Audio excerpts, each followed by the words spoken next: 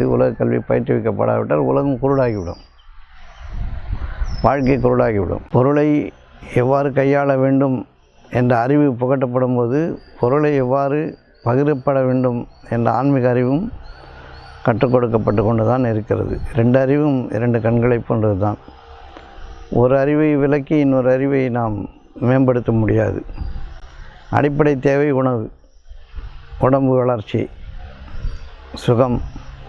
இதற்கு உலக கல்வி மிக அவசியமாக இருக்கிறது. உணவு இல்லாவிட்டால் உயிரோட்டம் இல்லை, உயிரோட்டம் இல்லாவிட்டால் ஆன்மீகம் இல்லை.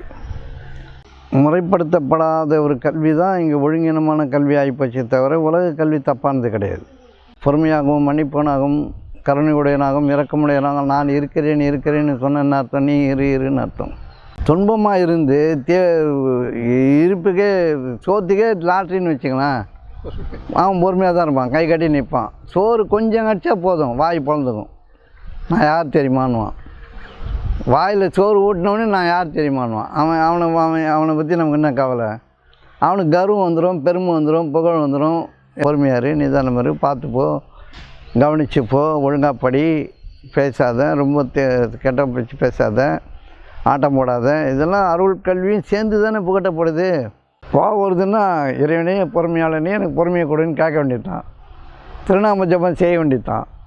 புறம் பேசுகிறது தப்புன்னு தெரியும். ஏன் மனைஞ்சு போய் அவ்வளோ ருசியாக பேசுகிறேன்னு தான் நமக்கு தெரியல. விருப்பு தான் வாழ்க்கையை கொண்டு போகுது. இந்த விருப்பத்தின்படி நீ வாழ்ந்து அதை பொதுவாக்கணும். பிறருக்காக ஆக்கும்போது தான் நீ உயர்ந்த வாழ்க்கைக்கு போகிற. விரும்புங்க, நல்லது விரும்புங்க, நல்லா வாழணும்னு விரும்புங்க. சுகமாக வாழணும், இனிப்பாக பேசணும், கனிமாக நடந்துக்கணும், அழகியது தான் பேசணும்னு விரும்புகிறது என்ன தப்பு? போகிறது போட்டோம், வருது வரட்டும், கடவுள் போதும், அவ்வளோதானே. வெறுப்பு எங்கேருந்து வருது? கடந்து செல்லணும்னா அதன் மீது வாழ்ந்து செல்லணும்னு அர்த்தம். வெறுப்பின் மீது எப்படி வாழ முடியும்? வெறுப்பு உங்களை எரிச்சிரும். பகிர்ந்து கொண்டு வாழுங்கள்லாம் எல்லாம் சொல்லிடுங்க. பகுத்துண்டு பல்லுயிர் உம்புதல் நூலூர் தொகுத்தவற்றிலெல்லாம் தலைன்னு சொல்லியிருக்குது. ஆத்திரம், வெறுப்பு, பொறாமை, கோபம், குடிச்சாத்தானுங்க. இந்த குடிச்சாத்தானுங்களால் தான் குடிச்சாராகுது. பள்ளிக்கூடங்கள் தன்முனைப்பை அதிகப்படுத்துகின்றன. பின்பு ஒரு காலத்தில் தன்முனைப்பை அழித்து நமக்குள் நாம் வர வேண்டியிருக்கிறது. அப்பொழுதுதான் உண்மையான வாழ்க்கையை பற்றி அறிய முடியும். பள்ளிக்கூடங்கள் தேவையா? இது ஒரு கேள்வி. 2வது கேள்வி, எண்ண ஓட்டங்களால் அலைக்கழிக்கப்படுகின்ற மனிதன் மனதால் வாழ்கின்றவன் பொறுமையாகவும் நிதானமாகவும் இருக்கும்படி பயிற்றுவிக்கப்படுகின்றான். அது அவ்வாறு இயலுவதில்லை. ஏன்? 3வது கேள்வி, விருப்பு வெறுப்பு இவற்றை கடப்பது எப்படியா?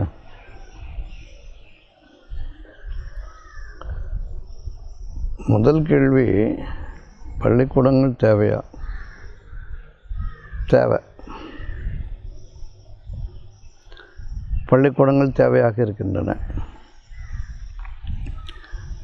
உலக அறிவு மிக பெரும் வரம். உலக அறிவு நிச்சயமாக உலகத்தை சுலபமாக்குறது. பள்ளிக்கூடம் என்பது உலக அறிவை புகட்டுகின்ற ஒரு இடமாக இருக்கிறது.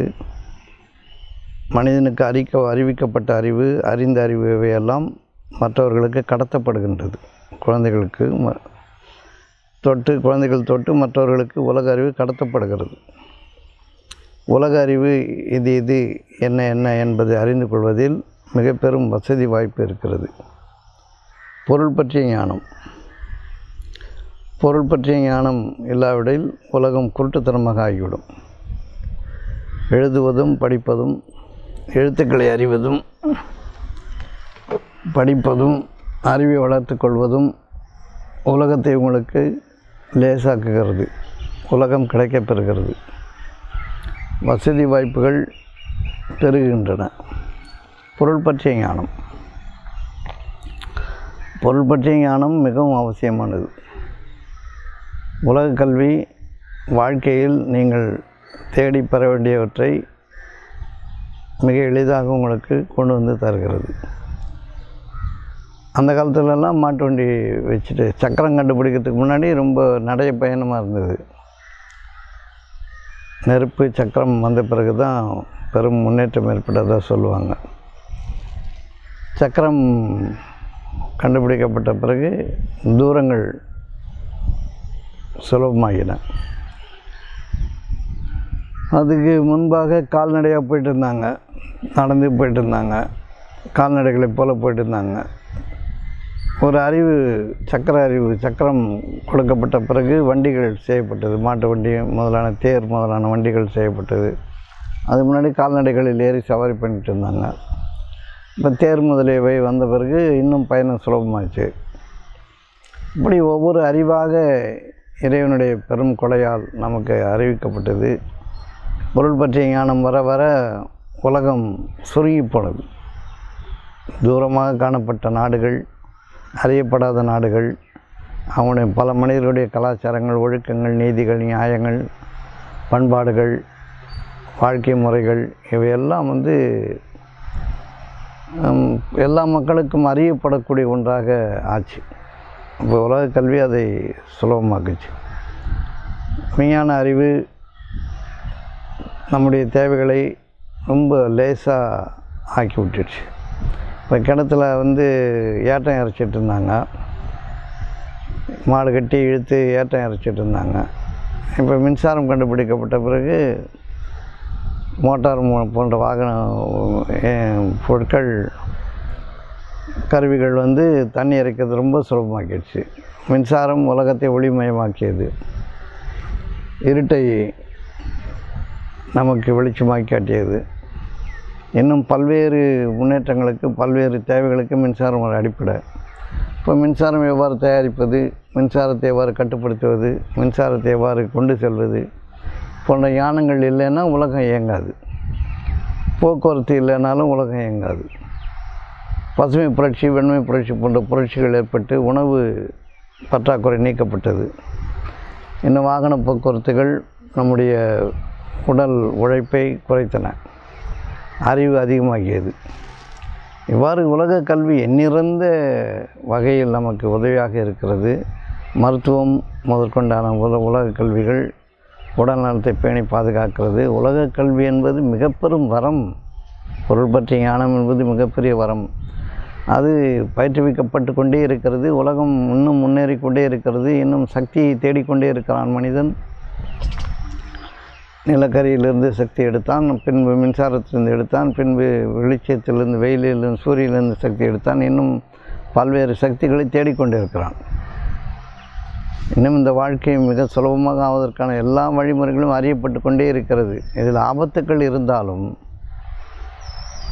அதிக அளவு முன்னேற்ற பாதையில் நாம் சென்று கொண்டிருக்கிறோம். அதற்கு உலக கல்வி ஒரு அடிப்படையாக இருக்கிறது. உலக கல்வி பயிற்றுவிக்கப்படாவிட்டால் உலகம் குருடாகிவிடும், வாழ்க்கை குருடாகிவிடும். பொருள் பற்றிய ஞானம் இல்லாவிட்டால் என்ன செய்வது, எந்த பொருளை எவ்வாறு ஆள்வது, எந்த பொருளை நமக்கு சாதகமாக உபயோகித்துக் கொள்வது, எந்த பொருளில் என்ன மறைந்திருக்கிறது, எந்த பொருளை கொண்டு நாம் அதை உணவாக்கலாம் அல்லது உயிர்கோட்டமாக்கலாம், சக்தியாக்கலாம், வலிவடையலாம், இன்னும் கொண்டாடலாம் என்பன போன்ற ரகசியங்கள் பொருளில் மறைத்து வைக்கப்பட்டிருப்பதை பிளந்து பார்த்து அறிகின்ற ஒரு கல்வி உலக கல்வி. அணுவை பிளந்து பார்த்த பிறகு தான் தெரிந்தது, அதில் ஆயிரக்கணக்கான கோடிக்கணக்கான அளவு சக்தி ஓட்டம் அதில் இருப்பதை அறிந்தார்கள். அந்த அறிவு உலக அழிவிற்கும் பயன்படுகிறது என்பது தான் இங்கு வருத்தத்திற்குரிய ஒரு விஷயம், ஒரு செய்தி. உலக அறிவு நன்மைக்கு மட்டுமல்லாது தீமைக்கும் பயன்படுகிறது. பொருள் பற்றிய ஞானம் எவ்வளவு முன்னேற்றத்தை தந்ததோ அந்த அளவிற்கு பயத்தையும் அச்சத்தையும் தந்திருக்கிறது. அணுகுண்டுகள், பீரங்கிகள், குண்டுகள், துப்பாக்கிகள் இவையெல்லாம் அழிவு சாதனங்களாக இன்று உலகத்தில் உலவி கொண்டிருக்கின்றன. இன்னும் பயோவார் என்று சொல்லக்கூடிய உயிரினங்களை கொண்டு மனிதனை அழிக்கின்ற வித்தைகளும் நமக்கு அறிவிக்கப்பட்டிருக்கிறது. இவையெல்லாம் அச்சத்தை தருவதாக இருந்தாலும் பண்பாடுகள், கலாச்சாரங்கள், மனித நாகரிகம், மனித வாழ்வு, மனித மேன்மை இவையெல்லாம் கணக்கில் எடுக்கப்பட்டு ஆண்டோர்களால், பெரிய மனிதர்களால், அறிந்தவர்களால் கட்டுப்படுத்தப்படுகிறது. அதனால் ஒருவாறு உலகம் சுலபமாக இருக்கிறது, அவர் அதே நேரத்தில் அச்சத்தோடும் இருக்கிறது. இந்த பொருள் பற்றிய ஞானம் வெகுவாக கற்பிக்கப்பட்டு கொண்டு இருக்க அதே நேரத்தில் ஆன்மீக கல்வியும் பயிற்றுவிக்கப்படுகிறது. பொருளை எவ்வாறு கையாள வேண்டும் என்ற அறிவு புகட்டப்படும் போது பொருளை எவ்வாறு பகிரப்பட வேண்டும் என்ற ஆன்மீக அறிவும் கற்றுக் கொடுக்கப்பட்டு கொண்டு தான் இருக்கிறது. 2 அறிவும் 2 கண்களை போன்றது தான். ஒரு அறிவை விலக்கி இன்னொரு அறிவை நாம் மேம்படுத்த முடியாது. அடிப்படை தேவை உணவு, உடம்பு வளர்ச்சி, சுகம்.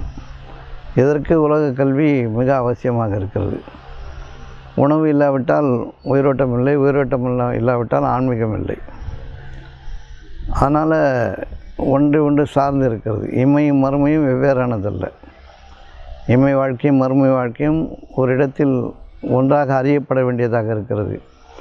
வளர்ந்துபட்ட உலகத்தை ஒரு இடத்தில் உலகத்திற்காக விட்டுவிட்டு சுய வளர்ச்சிக்காக மனிதன் திரும்புவதுதான் ஆன்மீகம் அவனுக்கு கை கொடுக்கிறது.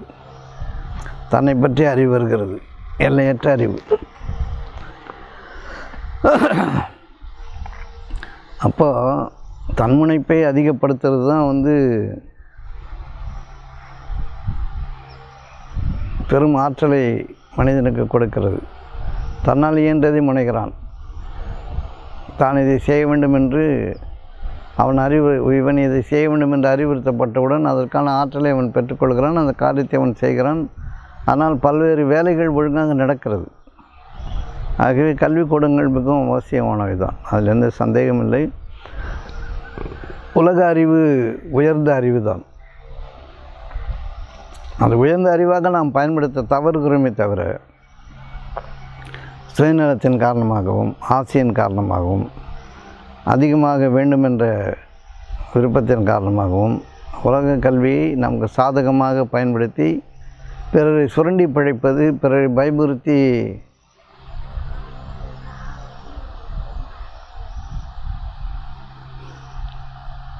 ஆனந்தமாக இருக்குது. தூங்கிட்டு கேட்டால் கேட்க முடியாது, கண்ணு திறந்து கேளுங்க. தூங்கிட்டு கேட்டிங்கன்னா, கண்ணை மூடி கேட்டிங்கன்னா ஒன்று கூட மனசில் பதியாது. கண்ணு திறந்து கேட்கணும். அப்போது உலக கல்வி அதிகம் தேவை. பிறருடைய சுயநலங்களுக்காக தவறாக பயன்படுத்தப்படுகிறது. அவ்வளோதான் அதில் விஷயம். ஏராளம் நன்மை இருக்கிறது, அதே அளவு அதில் தீமையும் இருக்கிறது. பயன்படுத்துகின்ற முறை தான் இங்கு அவசியமாகிறது. நன்மைக்காக பயன்படுத்த வேண்டும். அந்த கல்வி பயிற்றுவிக்கவே படலைன்னா ஒரு ஞானம் இல்லாமல் போயிடும்.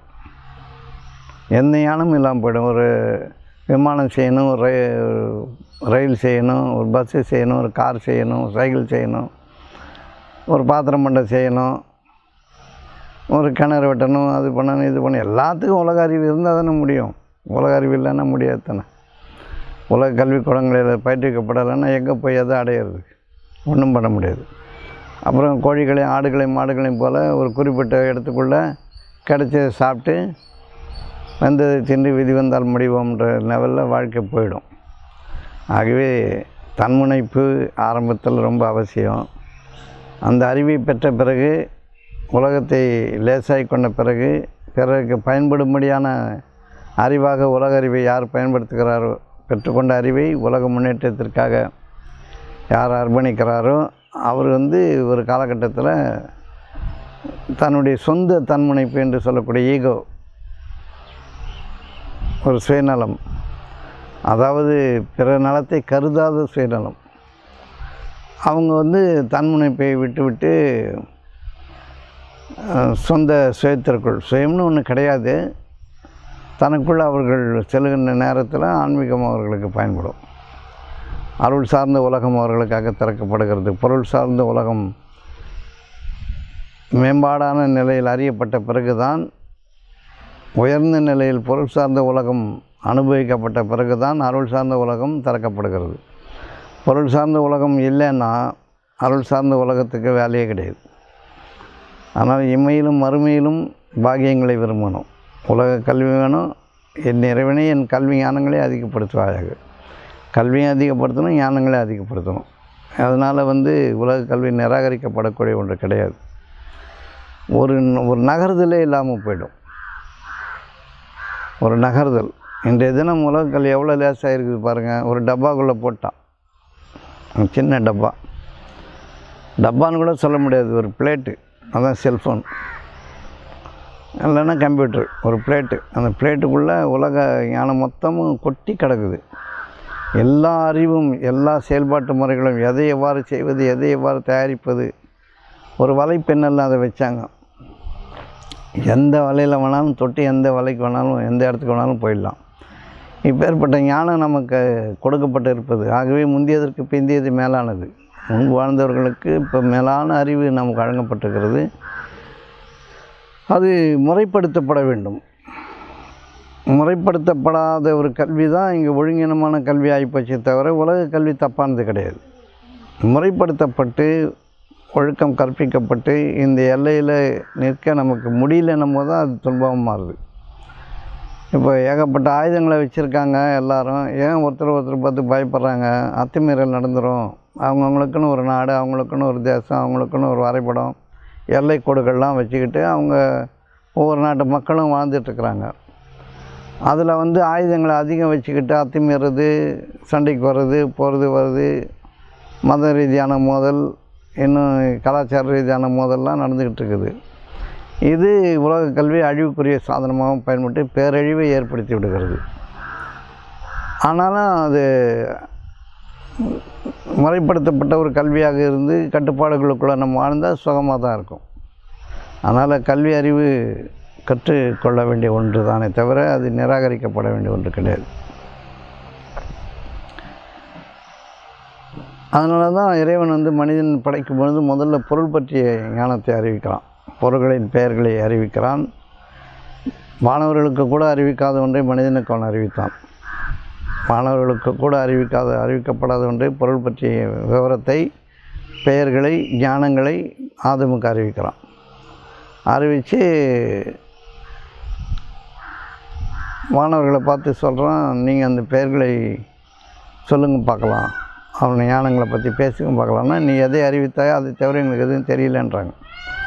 இப்போ ஆதமை கூப்பிட்டு நீ அறிவித்து காட்டு அப்படின்னோடனே அவர் அறிவிக்கிறார். அப்போ எல்லோரும் மாணவர்களை பார்த்து எல்லோரும் சிரமணியங்கள் அப்படின்னு எல்லா மாணவர்களும் சிரமணிந்தார்கள் மனிதனுக்கு.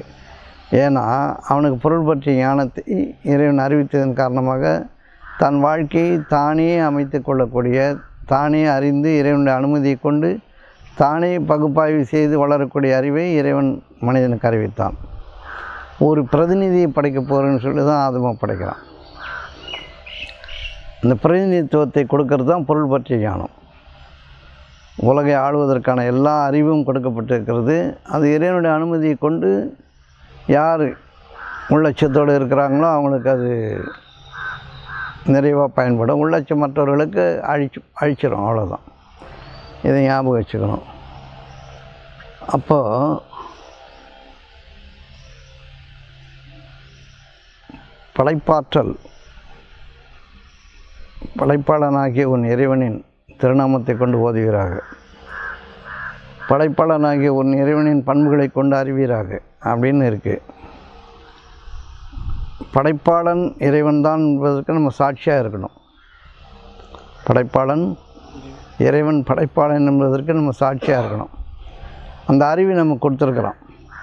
அந்த அறிவை நம்ம கொடுத்துருக்கோம். படைப்பாளனை பார்க்க முடியாது, படைப்புகளை பார்க்கலாம், படைப்புகளை பார்க்கலாம். அந்த படைப்புகளை இப்போ வானம் பூமியெலாம் நம்மளால் படைக்க முடியாது. ஆனால் அவனுடைய பொருள்களை கொண்டு நமக்கு தேவையானதை நம்மளால் படைச்சிக்க முடியும். அந்த அறிவை கடவுள் நமக்கு கொடுத்துருக்காரு. அதனால் அவருடைய பண்புகளை கொண்டு அறிவீராகன்னு இருக்குது. திருநாமத்தை கொண்டு ஓதுவீராக. என்ன பேர் பண்புகள் இறைவனுக்கு? பொறுமையாளன்னு ஒரு பேர் இருக்குது. பொறுமையாளன்னு ஒரு பேர் இருக்குது. பொறுமை என்பதை பார்க்க முடியாது, ஆனால் பொறுமையால் பல விஷயத்தை படைக்க முடியும், படைத்ததை பார்க்க முடியும். அப்போ படைப்பாளன் இறைவன் என்பதற்கு சான்றால் நம்ம படைக்கணும். பொறுமையை கொண்டு நல்லதை படைக்கணும். பொறுமை கொண்டு, நிதானத்தை கொண்டு, மன்னிப்பை கொண்டு, கருணை கொண்டு நீங்கள் உலகத்தை புதியதாக படைக்கணும், சுகமாக படைக்கணும். அந்த படைப்புக்கு சான்றாக நம்ம இருக்கிறது வந்து இறைவனுக்கு சான்றாக நம்ம இருக்கிறோம். இறைவன் நம்மளை மற்ற மனிதர்கள் மீது சான்றாக்குறான், அத்தாட்சி ஆக்குறான். அப்போது இறைவன் படைப்பாளன்தான் அப்படின்றதுக்கு படைக்கும் ஆற்றலை நமக்கு ஒருவாறு கொடுத்துருக்குறான். படைக்கும் ஆற்றலை ஒருவாறு கொடுத்துருக்குறான். அந்த பொறுமை என்ற பண்பின் மீது நம்ம வாழ்ந்தால் நம்மளால் படைக்க முடியும். நம்ம படைப்பாற்றலை எப்போ இழக்கிறோம்? நமக்கு தேவையானது நம்மளால் அறிய முடியல. இப்போ கல்வி ஞானங்கள் வந்து நம்ம பொறுமையாக வேலை செய்யும் போது பல விஷயங்களை, ஒரு கப்பல் கட்டுறதோ, ஒரு விமானம் செய்கிறதோ உருவாக்குறோம், ராக்கெட் செய்கிறதோ உருவாக்குறோம், வீடு கட்டுறது, மாளிகைகளெல்லாம் நம்ம உருவாக்குறோம். இறைவனுடைய பொருட்களை கொண்டு தான் நம்ம அவனுடைய அனுமதியை கொண்டு நம்ம இங்கே உருவாக்குறோம். அதுக்கு படைப்பாற்றல் நமக்கு வழங்கப்பட்டிருக்குது. புதிதாக படைத்துக் கொள்கிறோம். இறைவன் அந்த அறிவை நமக்கு கொடுத்து தான் இருக்கிறான். பொறுமையின் மீது நின்று படைக்கிறோம். நம்மளால் ஏன் நம்முடைய வாழ்க்கையை படைப்பாற்றல் மிக்கதை ஆக்கிக்கொள்ள முடியல சொல்லுங்கள்? நம்மளால் நம்ம தேவைகளை நமக்காக நம்ம படைச்சிக்க முடியல. இப்போ பயிர் வைக்கிறோம், நம்ம தான் உணவு வந்து படைக்கிறோம். அது இறைவனுடைய அனுமதி கொண்டு தான் வளருது என்பது மறைவான நிலையில் நடக்குது. வெளிப்படையான நிலையில் நம்ம வேலை செய்கிறோம். ஒரு விதையை விதைக்கிறோம். விதைக்குள்ளே இருக்கிறது கடவுள்து. விதை வந்து வெளியே வந்த பிறகு நம்மளுடைய பயன்பாட்டுக்கு உதவுது. நாம் ஒருவாறு வெளிப்படையாக படைக்கிறோம், இறைவன் மறைவான நிலையில் படைக்கிறான். ஆனால் நம்ம படைப்பாளன் கிடையாது. இறைவனுடைய அனுமதியை கொண்டு படைத்து கொள்கிறவர்கள். அப்போது பொறுமை என்ற பண்பின் மீது நாம் இருக்கும் பொழுது படைப்பாற்றல் நமக்கு வருகிறது. அதை இறைவன் நமக்கு தருகிறான். அந்த ஞானத்தை நமக்கு வழங்கியிருக்கிறான். எவ்வாறு அதை பயன்படுத்தி கொள்வது, எவ்வாறு புதிதாக மாற்றிக்கொள்வது, அதை எவ்வாறு அனுபவிப்பது, எந்த எல்லை வரை அனுபவிப்பது, எந்த எல்லையில் அதை விட்டுவிட வேண்டும் என்ற ஞானங்களை எல்லாம் நமக்கு அவன் அளித்திருக்கிறான். இப்போ நம்மளால் பொறுமையாக இருக்க முடியல. அதனால் வந்து நாம் படைப்பாற்றல் இழந்திருக்கிறோம். இறைவனுடைய பண்புகளில் வாழ்ந்தவர்களாக இருந்தால் அந்த உலகம் அவர்களுக்கு லேசானதாக இருக்கும். நமக்கு வந்து எப்போ பார்த்தாலும் இன்னொருத்தருடைய பொருள் மேலே கண்.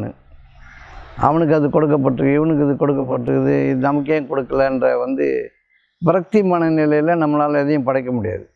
இப்போ ஒரு வீடு வேணும் அப்படின்னு சொன்னால் நீங்கள் வேணும் என்பதை விரும்பி பொறுமையின் மீது இருக்கும்பொழுது உங்களுக்காக மாளிகைகளை அவன் உருவாக்குவான். உமக்காக மாளிகைகளை உருவாக்குவேன்னு வாக்கு இருக்குது. அதனால் நம்ம வந்து எதுக்கும் இங்கே அஞ்ச வேண்டிய, கவலைப்பட வேண்டிய அவசியம் இல்லைன்றது தான் நிஜம். ஏன்னா அத்தகைய ஞானங்கள் நமக்கு வழங்கப்பட்டிருக்குது. பொருள் பற்றிய ஞானம், மறைவான நிலையில் பொறுமை, இரக்கம், அன்பு, பணிவு, கொடைத்தன்மை, இதெல்லாம் நமக்கு மறைவான நிலையில் இறைவனுடைய பண்புகளாக, இறைவனுடைய திருநாமங்களாக நமக்கு வழங்கப்பட்டிருக்குது.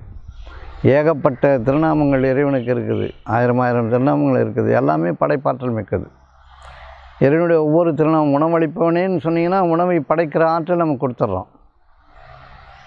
மன்னிப்பவனேன்னு சொன்னால் மன்னிப்பதனால் ஏற்படக்கூடிய மாண்புகளை நமக்கு படைத்து காட்டுறோம். அந்த ஒவ்வொரு பேரிலும் ஒரு பெரிய படைப்பாற்றல் ஒளிந்திருக்கிறது. இறைவனுடைய ஒவ்வொரு திருநாமத்திலும் ஒரு பெரிய படைப்பாற்றல் ஒளிந்திருக்கிறது. நம்ம சாதாரணமாக அதை பயன்படுத்த வேண்டியது தான். இறைவனுடைய பேர் ஒன்றும், திருநாமம் ஒன்றும், அவனுடைய பண்புகள் ஒவ்வொன்றும் பெரும் படைப்பாற்றல் மிக்கதாக இருக்குது. அந்த ஞானங்களை, அவனுடைய பண்புகளை நாம் கடைப்பிடிக்கும் பொழுது நாம் நினைக்க அது நமக்காக படைக்கப்படுகிறது. இறைவனுடைய அனுமதி கொண்டு அதை படைச்சிக்கலாம். இப்போ இவர் ஈசா நபி இல்லைன்னா இயேசு அப்படின்னு சொல்கிறாங்கள்ல, அவங்களுக்கு வந்து இறந்தவர்களை உயிர்ப்பிக்கிற ஆற்றல், வெண்குஷ்ட நோயாளி குணப்படுத்துகின்ற ஆற்றல்லாம் இறைவனுடைய அனுமதி கொண்டு கிடச்சிருக்கு. ஏன்னா அவங்க இறைவனுடைய பண்புகளை கொண்டு வாழ்ந்திருக்காங்க. இறைவனுடைய திருநாமத்தை ஓதியவர்களாக அவர்கள் வாழும் பொழுது எந்த எல்லையிலும் தன்னுடைய வாழ்க்கையை சுகமாக ஆக்கிக் கொள்ளுகின்ற வல்லமை இறைவன் நமக்கு அழைத்திருக்கிறான். அந்த ஞானங்களை கொடுத்திருக்கிறான். பொறுமையின் மீது ஏன் வாழணும்னா படைப்பாற்றலுக்காக தான். நமக்கு தேவையானது நம்ம படைச்சிக்கிறோம். நம்முடைய உலகத்தை, நம்முடைய சுற்றுப்புறத்தை, சூழ்நிலையை சுகமாக்கி கொள்கின்ற அல்லது தேவையானவற்றை உருவாக்குகின்ற வல்லமையை அந்த பொறுமையின் மீது இறைவன் வைத்திருக்கிறான். எவர் பொறுமை அடைகிறாரோ பாக்கியமுடையவரை தவிர பொறுமை அடைய முடியாது. பொறுமை அடைகிறவர்கள் மிக பாக்கியவான்கள். அப்படி இருக்கிறாங்க. அப்போ இறைவனுடைய மிக பெரும் கொடை என்பதே அவனுடைய பண்புகள் தான், அவனுடைய திருநாமங்கள் தான். அந்த திருநாமங்களை உங்களுக்கு அப்படியே கொடுத்துருக்குறான். நமக்கு அப்படியே கொடுத்துருக்குறான்.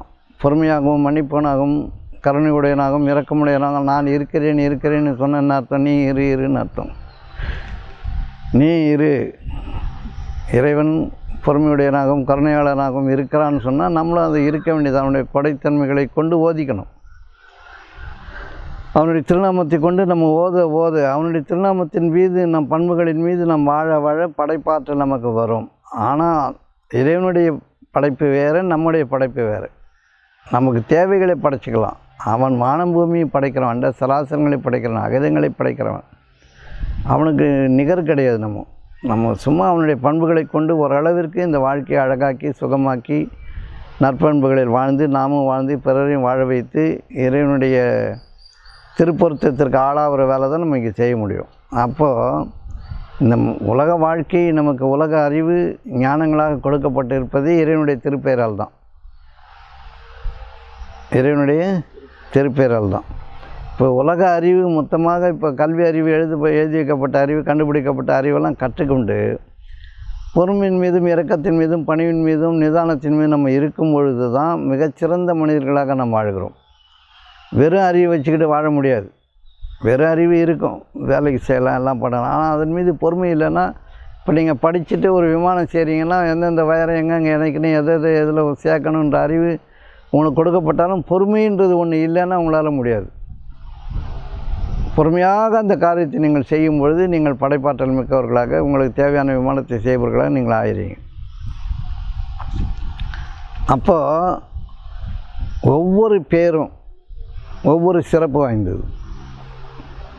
எல்லா எல்லையிலும், எந்த எல்லையிலும் நாம் நினைக்கின்ற எல்லையில் வாழக்கூடிய சுதந்திரத்தை இறைவன் நமக்கு வழங்கியிருக்கிறான். எந்த எல்லையில் வேணால் வாழலாம்.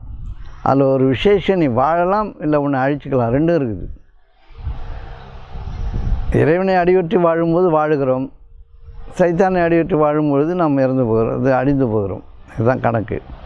அப்போ இறைவனுடைய பண்புகள் உலகத்தை புதிதாக படைக்கிறது.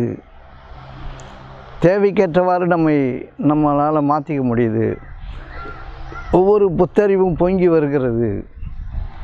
அப்போது இறைவனுடைய திருநாம ஜபம் என்பது எல்லா மதங்களும் போதிக்குது.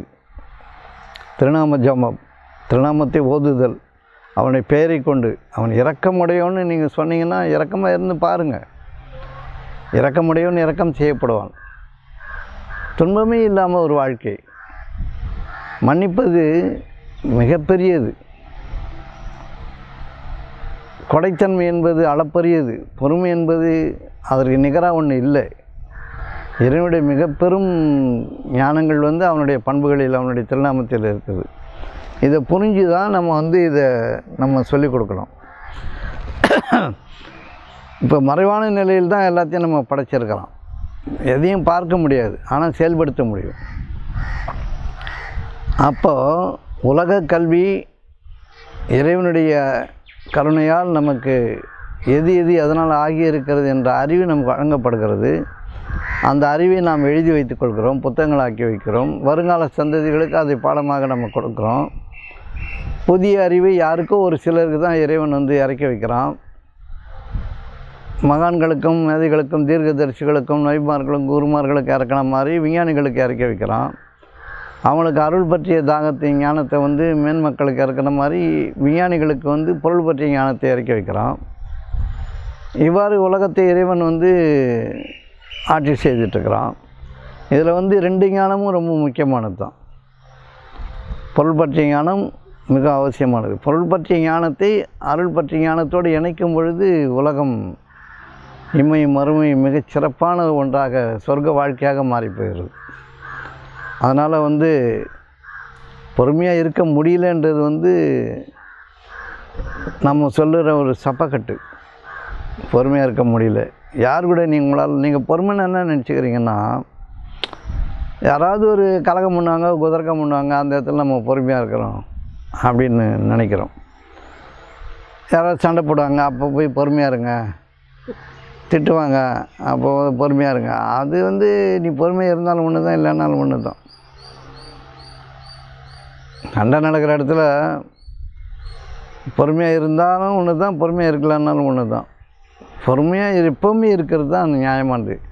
இப்போ இங்கேருந்து ஒரு இடத்துக்கு போகிறீங்க, ஒரு வண்டியில் பைக்கில் போகிறீங்க, ஒரு 50 கிலோமீட்டர் போகணும், மனம் சொல்லும் உடனே போகணுன்னு. ஆனால் போக முடியாது. நீங்கள் நிச்சயமாக பொறுமையாக இடத்தை கடக்க வேண்டியவர்களாக இருக்கிறீர்கள். நீங்கள் என்ன பண்ணாலும் நீங்கள் பொறுமையாக தான் இருந்தாகணும். பொறுமை உங்கள் மீது விதிக்கப்பட்ட ஒன்று. நீங்கள் பொறுமையாக இல்லைன்னு நீங்கள் உங்களை தாண்டி ஓடிட முடியாது. பொறுமையாக தான் போய் ஆகணும். அந்த 50 கிலோமீட்டர் தூரத்தை எப்படி கடப்பீங்க? மெதுமெதுவாக ஒவ்வொரு மில்லிமீட்டராக தான் கடக்கணும். வண்டியில் 100 கிலோமீட்டரில் போனாலும் ஒரு மில்லிமீட்டர் கடந்து தான் போகணும். ஆகவே பொறுமை உங்கள் மீது விதிக்கப்பட்டு இருக்கிறது. நான் பொறுமையாக இருக்கிறேன் அப்படின்னா நீங்கள் இருந்து தான் ஆகணும். இப்போ நீங்கள் சாதாரணமாக ஒரு வேலை செய்கிறீங்க, ஒரு வண்டி காரு செய்கிறீங்கன்னு வச்சுங்களேன். எந்தெந்த பகுதியை எது எதில் பொருத்தணும், எந்தெந்த வயரை எது இதில் இணைக்கணுன்றதுக்கு பொறுமை வேணுமா? நம்ம இஷ்டப்படி அனுப்பிங்களா? பொறுமை உங்கள் மீது விதிக்கப்பட்ட ஒன்று, அது கட்டாயமாக்கப்பட்ட ஒன்று, நீங்கள் இருந்தே தீர வேண்டிய ஒன்று. அதை எங்கே இழக்கிறோமோ அங்கே துன்பம் வந்துடுது. இழக்கக்கூடாது என்பது உண்மையானது. என்னால் பொறுமையாக எப்படி இருக்க முடியும்? இருந்தால் அவனு பல இடத்துல இருக்கிறீங்களே. ஒரு வேலைக்கு போகிறீங்கன்னா 8 மணி நேரம் உள்ளே உட்காந்துருக்கீங்களே, வேலை செய்கிறீங்களே, பொறுமையாக தான் இருக்கிறீங்க. இப்போ பொறுமையை விட்டு நீங்கள் தப்பிச்சு ஓட முடியாது. என்னால் பொறுமையாக இருக்க முடியலன்னு எப்போ சொல்லிங்கன்னா, உங்களுக்கு தலை காஞ்சி வேணா உங்கள்கிட்ட சண்டை போட்டான்னா பொறுமையாக இருக்க முடியாது உங்களால். ஏன்னா அது இயலாதவன், முடியாதவன், உங்களுக்கு சமமாக இல்லாதவன் ஏன்னா சண்டை போட்டான்னா அதெல்லாம் என்னால் பொறுமையாக இருக்க முடியாது. அடிச்சிடுவேன் நீங்கள். ஆனால் அது வலுவான வந்தான்னு வச்சுங்க, ஒரு பெரிய பெரிய ஆளுங்க கத்தி தூக்கிட்டு வந்தான்னா கம்முன்னு கையை கட்டிட்டு பொறுமையாக தான் இருக்கிறீங்க. ஏன் அப்போ அந்த பொய்யை சொல்லணும், என்னால் பொறுமையாக இருக்க முடியாது? அப்போ பொய்யை சொல்லிக்கிட்டு பித்தலாட்டம் பண்ணிக்கிட்டு நான் பொறுமையாக இருக்க முடியாது, பொறுமையாக இருக்கிறதெல்லாம் என்னால் முடியாது அப்படின்னு சொல்கிறது நீங்கள் பொய் சொல்கிறீங்க. பொறுமை நம்ம மீது விதிக்கப்பட்ட ஒன்று, இறைவனுடைய பெரும் கொடை. அதனால் மறைவான நிலையில் உங்களை ஆக்கியிருக்கிறான். அவன் பெரும் கொடையாளி. அப்படி தான் நம்ம எடுத்துக்க முடியும். நிதானமாக இல்லைன்னா போங்க, போய் முட்டிக்கிட்டு சாவுங்க. என்ன இப்போ பிரச்சனை உங்களுக்கு? நிதானமாக இல்லைன்னா யாருக்கு அசிங்கம்? மன்னிக்கிற குணம் இல்லைன்னா அடி வாங்குங்க, இல்லை துன்பத்தில் உறைஞ்சி போயிடுங்க, துன்பப்பட்டு என்னவும் பண்ணிக்கங்க, குறை சொல்லுங்கள், குற்றம் சொல்லுங்கள், உங்களுக்கு தான் கேடு. குறை சொல்லி புறம்பேசி தெரியும் ஒவ்வொருவனுக்கும் கேடுதான். குறை சொல்லி புறம்பேசி தெரியும் ஒவ்வொருவனுக்கும் கேடுதான்.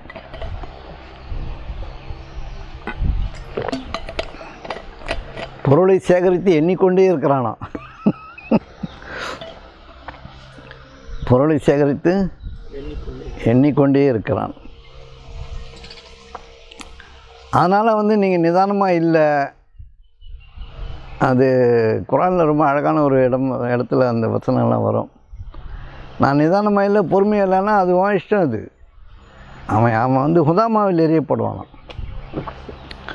ஹுதாமா என்பது எதுவென்று உமக்கு எது அறிவிக்கும், அது எரிந்து கொண்டிருக்கும் அல்லாஹ்வின் நெருப்பு, அது ஹிருதயங்களில் பாயுன்றான். அது ஹிருதயங்களில் பாயும். அப்போ தான் அந்த இறுதிய துன்பம் தாங்க முடியாமல் தான் தீ வச்சுக்கிறான். தீ குளிக்கிறான்றானே எப்படி? அது தீ அந்த உள்ளே எரிகிற தீ தாங்க முடியாமல் வெளியில் தீ வச்சுக்கிறான். நீ பொறுமையாக இல்லைன்னா போ. இறைவனுடைய பண்புகளை மறைவாக அவனுக்கு கொடுத்த வாழ்க்கையை, அழகை, அவனுடைய சத்தியத்தை, ஞானத்தை நீ தூக்கி குப்பையில் போகிறேன்னு சொன்னால் நீ நெருப்பில் தான் தூக்கி எறியப்படுவேன். உங்கள் வாழ்க்கை நிகழ்ச்சிக்கு என்னால் பொறுமையாக இருக்க முடியலன்னா அது பித்தலாட்டம். அது பொறுமையாக இருக்கிறோம், இருந்தால் ஆகணும். வலுத்தவங்ககிட்ட பொறுமையாக தானே இருக்கிறோம். ஒரு பெரிய ஆஃபீஸில் வேலை செய்யறதுன்னா பொறுமையாக தானே இருக்கும். 6 மணிக்கு வேணால் 6 மணிக்கு ஓடிடுறோமே, சொன்ன பேச்சு கேட்குறோமே, கட்டளைக்கு பண்ணிடுறோமே. எல்லோரும் பொறுமையாக தான் வேலை செய்கிறாங்க. யார் பொறுமை இல்லாமல் இருக்கிறாங்க? அண்ணா கொஞ்சம் மனம் கரமரான்னு இருக்கும். கொஞ்சம் உங்களுக்கு பிடிக்கல கிடைக்கலான்னு ஏதோ புலம்பி தெரிவிங்க. வாழ்க்கை கொஞ்சம் வசதியாக இருந்ததுன்னா மூச்சு விட நேரம் கிடச்சா அவனால் பொறுமையாக இருக்க முடியாது. துன்பமாக இருந்து இருப்புக்கே சோத்துக்கே லாட்ரின்னு வச்சுக்கலாம், அவன் பொறுமையாக தான் இருப்பான், கை கட்டி நிற்பான். சோறு கொஞ்சம் கிடச்சா போதும், வாய் பிறந்துக்கும். நான் யார் தெரியுமான்னுவான். வாயில் சோறு ஊட்டினோடனே நான் யார் தெரியுமான்னுவான். அவனை பற்றி நமக்கு என்ன கவலை? அவனுக்கு கர்வம் வந்துடும், பெருமை வந்துடும், புகழ் வந்துடும், எல்லா அந்தஸ்தும் வந்துடும். ஏன்னா சோறுக்கு வாய்க்கு சோறு போவதில்லை, அந்த திமிரு.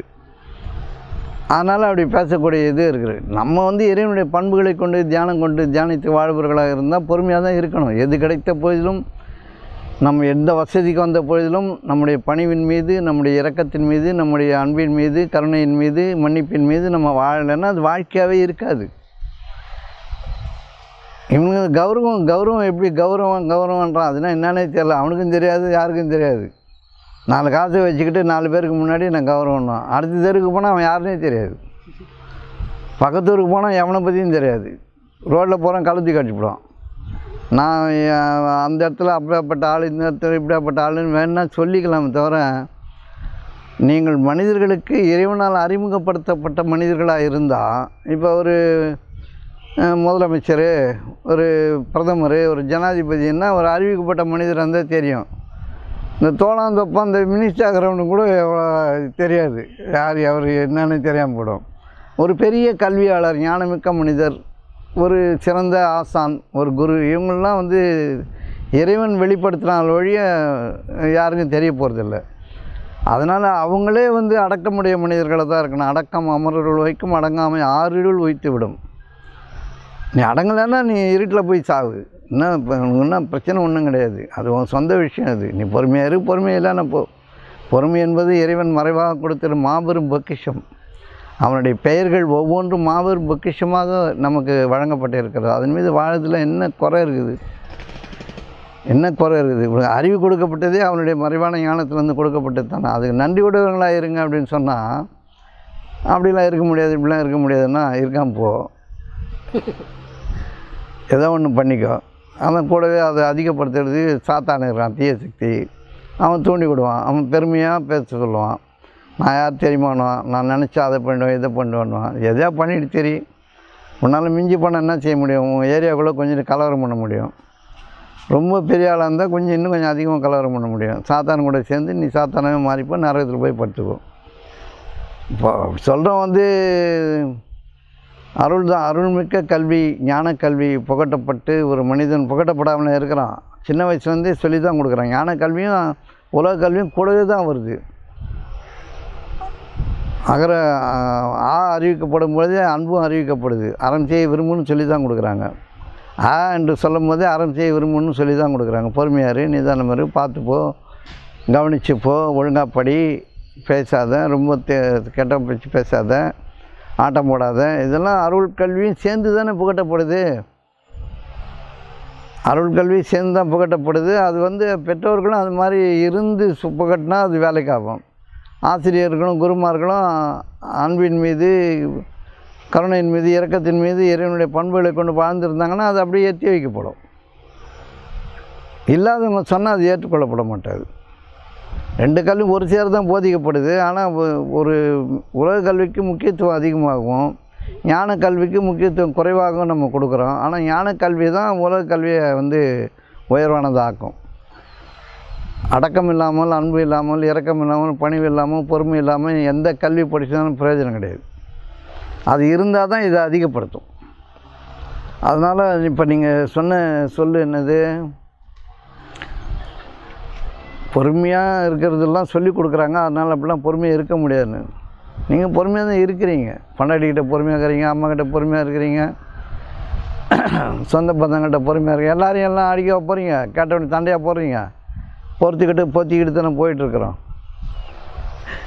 சரி, ஒன்றும் வேலைக்கு ஆகாது, சொன்னால் புரியாது. பொறுமையின் மீது போகிறதுனால தான் இந்த வாழ்க்கை நிலச்சிருக்குது. கடவுள் எப்படி நம்மளை பாதுகாக்கிறாரு? அவருடைய திருநாமத்தை கொண்டு ஓதிக்கொள்கிறாங்க. இப்போ கோவம் வருதுன்னா, இறைவனே பொறுமையாளனே எனக்கு பொறுமையை கொடுன்னு கேட்க வேண்டியதுதான். திருநாம ஜபம் செய்ய வேண்டியதுதான். திருநாம ஜபம் செய்யலைன்னா எப்படி வாழ்க்கை நமக்கு வரும்? இரக்கமுடையவனே, கனிவானவனே, சமாதானத்தை கொடுப்பவனே, உணவளிப்பவனே, தஞ்சமளிப்பவனேன்னு நீங்கள் கேட்க அந்த திருநாமத்தை ஓதும்போது அந்த இறைவனுடைய பண்புகளில் வாழும் பொழுது தான், அதை கொண்டு இறைவனை படைப்பாளனாக அறியும் போது தான் வாழ்க்கை சுவையாக இருக்குது. அப்படிலாம் இல்லாமல் இல்லை. இது ஒரு புரிதல் இல்லாமல் நம்ம பேசிடுறோம் விஷயங்களை. இறைவனுடைய திருநாமத்தை கொண்டு ஓதிக்கொள்கிறார்கள். இது எவ்வளோ பெரிய விஷயம்! படைப்பாளனாகி இறைவனின் திருநாமத்தை கொண்டு ஓதிக்கொள்கிறார்கள். திருநாம ஜபம் என்பது அவ்வளோ அவசியமான ஒன்று. அவனுடைய திருநாமம் என்பது என்னது? நாமகரணம் என்பது ஒவ்வொரு பொருளுக்கும் நாமகரணம் இருக்குது, பேர் இருக்குது. அந்த பேரை கொண்டு நீங்கள் சொல்லும் பொழுது அந்த பொருள் இயக்கத்துக்கு வருது. அந்த பொருள் இயக்கத்துக்கு வருது. நாமதேயம் என்பது ரொம்ப முக்கியமான. நாமம் என்பது பெயர். ஒவ்வொரு பொருளுக்குமான ஒரு பெயர் இருக்குது. அந்த பெயரை சொல்லும் பொழுது அது தன்னுணர்ச்சிக்கு வருது. அது நீங்கள் எவ்வாறு பயன்படுத்துகிறீங்களோ அதுக்கேற்றவாறு அது உங்களுக்கு பயன்படுகிறது. அப்போது அனாமத்து, அனாமத்துன்னா என்னது? பேர் இழந்தது, பேரற்று போனது. நீங்கள் அனாமத்தாகிறீங்க. ஒவ்வொரு பெயரும் என்னுடைய திருப்பெயர் வலுவானது, பேராற்றலுடையது. அதை பயன்படுத்துகிற முறையில் பயன்படுத்திங்கன்னா உலகத்தை நீங்கள் எவ்வளோ வான முறை அதனுடைய எல்லை வரை வாழலாம். ஒரு உடம்பு சரியில்லை அப்படின்னா நோய் தீர்ப்பவனே அப்படின்னு சொல்ல மாட்டோம். நம்ம நீயே உணவளிக்கின்றாய், நீயே குடிப்பாட்டுகின்றாய், நாங்கள் நோயுற்ற காலத்தில் நீயே குணப்படுத்துகின்றாய் என்றது நம்ம சொல்ல மாட்டேங்கிறோம். அது உள்ளுணர்வோடு சொல்லும் பொழுது அவனுடைய திருநாமம் தான். நோய் தீர்ப்பவனே, உணவளிப்பவனே அப்படின்றது திருநாமம் தான். நீங்கள் வேணால் ஒரு உதாரணத்துக்கு நீங்கள் போய் பாருங்கள், இறைவனுடைய திருநாமம் எவ்வளோ பெரிய வலுவானதுன்னு சொல்லுங்கள். நீங்கள் ஒரு சண்டை போடுறீங்க, ஒரு பிரச்சனையாக இருக்குதுன்னா அந்த இடத்துல சமாதானத்தை அளிப்பவனேன்னு லேசாக இறைவனுடைய திருநாமத்தை சொல்லி பாருங்களேன், எவ்வளோ பெரிய சமாதானம் உருவாகுதுன்னு பாருங்கள். இப்போ மனைவி கூட உங்களுக்கு ஏதோ ஒரு பிணக்கு வருதுன்னா நீங்கள் அதிகம் பேசாமல் சமாதானத்தை கூட நேரம் சமாதானம் அளிப்பவனே நீங்கள் சொல்லிவிட்டு சும்மா ஒரு நிமிஷம் வெளியே போய்ட்டு வாங்க, சமாதானம் இருக்காங்க. நீங்கள் நம்மெல்லாம் லேசாக நினச்சக்கூடாது. இறைவனுடைய பண்புகள், இறைவனுடைய திருநாமத்தை லேசாக நினைக்கக்கூடாது. அதனால தான் அது அடிக்கடி திருநாம ஜெபம் செய்யுங்கன்னு சொல்லக்கூடிய எல்லா மதங்களும் இது ஏற்றுருக்குது. இறைவனுக்கு அர்ப்பணமாக சர்வம் கிருஷ்ணார்ப்பணமஸ்து, சர்வம் சிவார்ப்பணமஸ்து ஏன் சொல்கிறாங்க? எல்லாம் சிவனுக்கும் கிருஷ்ணனுக்கும் இறைவனுக்கும் அல்ஹம்துலில்லாஹி ரப்பில் ஆலமீன் சொல்கிறாங்க. எல்லா புகழும் அல்லாஹ் ஒருவனுக்குன்னு சொல்கிறாங்க. நம்ம பெருமை தேடி அலையும் போது மட்டும்தான் இறை அர்ப்பணமாக காரியத்தை செய்யாத போது நம்முடைய பெருமையை காப்பாற்றிக்கிறது இறைவனுடைய பெயரோடு என் பெயரையும் சொல்லணும்னு நம்ம நினைக்கும் போது தான் மாட்டிக்கிறோம். தன் பெயரும் சேர்ந்து ஓதப்பட வேண்டும் என்று அவன் விரும்புகிறான். செய்யாதெல்லாம் சொல்கிறோம், செய்யாது ஏன் கூறுகிறீர்? அவர் இறைவனிடம் மிகவும் வெறுப்புடையதாக இருக்கிறது. அப்படிலாம் நம்ம சொல்லக்கூடாது. இப்போ இந்த வாழ்க்கை சிறப்பான முறையில் வடிவமைக்கப்பட்டிருக்கு. அறிந்த குருமார்கள் இதை எடுத்து சொல்லணும். விஞ்ஞானிகள் உலகத்துக்கு பங்களிப்பை நிகழ்த்தி புது புது விஷயங்களை கண்டுபிடிச்சி கொடுக்குறாங்க. அந்த கண்டுபிடிப்புகளின் மீது பொறுமையை கொண்டு, அறிவை கொண்டு, நிதானத்தை கொண்டு, அன்பை கொண்டு, கனிவை கொண்டு எப்படி வாழணும்னு குருமார்கள் சொல்லிக் கொடுக்கணும். ரெண்டு பேரும் சேர்ந்தே தான் படைக்கப்படுறாங்க. மேன்மக்களும் உயர்ந்த ஞானமுடைய மக்களும் உலக அறிவு சார்ந்த மக்களும் ஒரு சேர தான் உலகத்தை இறைவன் ஆட்சி செய்துட்டுருக்கிறான். ஆனால் எந்த குறையும் நமக்கு இல்லை. இங்கே நம்ம அவசரக்காரனாக இருக்கிறோம். காலத்தின் மீது சத்தியமாக மனிதன் நஷ்டவாளியாக இருக்கிறான். அதனால் இந்த காலத்தை சரியாக பயன்படுத்தாதனால, நம்ம கிடைச்ச காலத்தை தப்பாக பயன்படுத்துனதுனால காலத்தின் மீது நம்ம நஷ்டவாளியாக தான் இருக்கிறோம். இந்த காலத்தின் மீது பொறுமை, நம் வாழ்கின்ற காலத்தின் மீது அறிய வேண்டியது அறிவு, இறைவனை கண்ணியப்படுத்த வேண்டிய முறையில் கண்ணியப்படுத்தணும். இறைவனை ஏற்றுக்கொண்டவர்கள் இறைவனை நம்ம வாழ்க்கையாக ஆக்கி கொண்டவர்கள், இறைவனுடைய திருநாமத்தை ஜெயிப்பவர்கள், இறைவன் மீது நம்பிக்கை கொண்டவர்கள் இழப்பை பற்றியும் அநீதியை பற்றியும் கவலைப்பட மாட்டார்கள், பயப்பட மாட்டார்கள்னு இருக்குது. அதனால் வேணும்னா நம்ம படைச்சிக்கலாம், ஒன்றும் பிரச்சனை இல்லை. இறைவனுடைய திருநாமத்தை சொன்னால் நமக்கு தேவையானது உண்டாயிடும். அவன் எதையாவது படைக்க கருதுனால் அவன் கூறுவதெல்லாம் ஆகுன்னு போதான் உடனே அது ஆகி விடுகிறதுன்னு இருக்குது. இவனால் முடியாது ஒன்றும் இல்லை, தேவனால் எல்லாம் கூடும்னு சொல்கிறாங்க.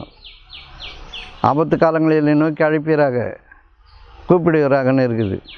ஆனால் எல்லா ஞானங்களும் நமக்கு இறைவன் அள்ளி வழங்கியிருக்கிறான், வாரி வழங்கியிருக்கிறான், வாரி வழங்கியிருக்கிறான்.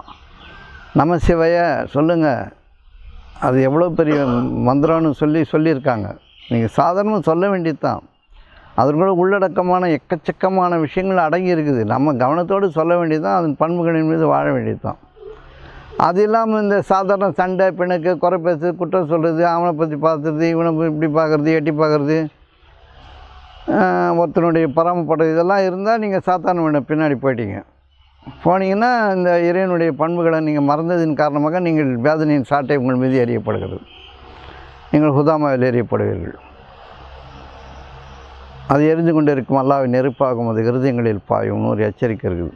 அது இப்படி தான் நடக்குது. ஆகவே பொதுவாக நமக்கு மேன்மக்கள், எல்லா மதங்களிலும் இருக்கிற மேன்மக்கள் எல்லா விஷயங்களையும் அவங்களுக்கு தெரிஞ்ச அளவில் அழகான முறையில் சொல்லிட்டு போயிருக்காங்க. அதில் உங்களுக்கு எது லகுவாக இருக்குதோ அதை நீங்கள் கடைப்பிடித்து இறைவனுடைய பெயர்களின் மீது பண்புகளின் மீது வாழணும்.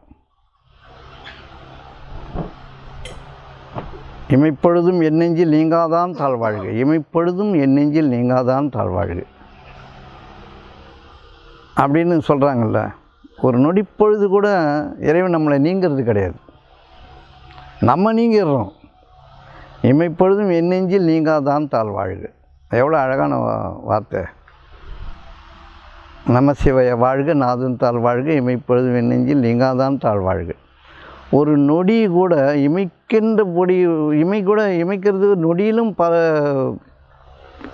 ரொம்ப கம்மியான நேரம் இமைக்கிறது. அந்த நொடி கூட இறைவன் நம்ம விட்டு நீங்கிறது இல்லையா பாருங்கள். அந்த அளவுக்கு இறைவன் நம்ம மீது கருணையோடு இருக்கிறான் இல்லை.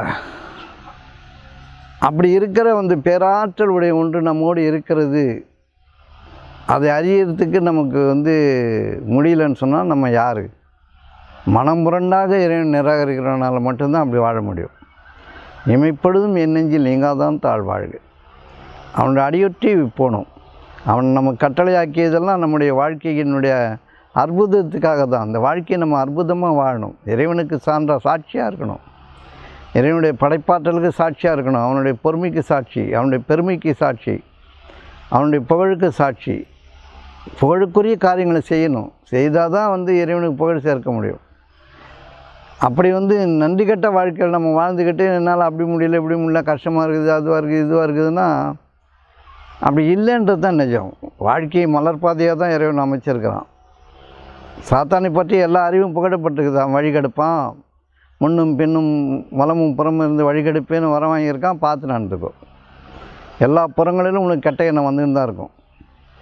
அது தப்புன்னு சொல்லி இப்போ நெருப்பு தொட்டவனையும் கை எடுத்துக்கிறோம்ல, சுட்டுடுன்னு தெரியுதில்ல.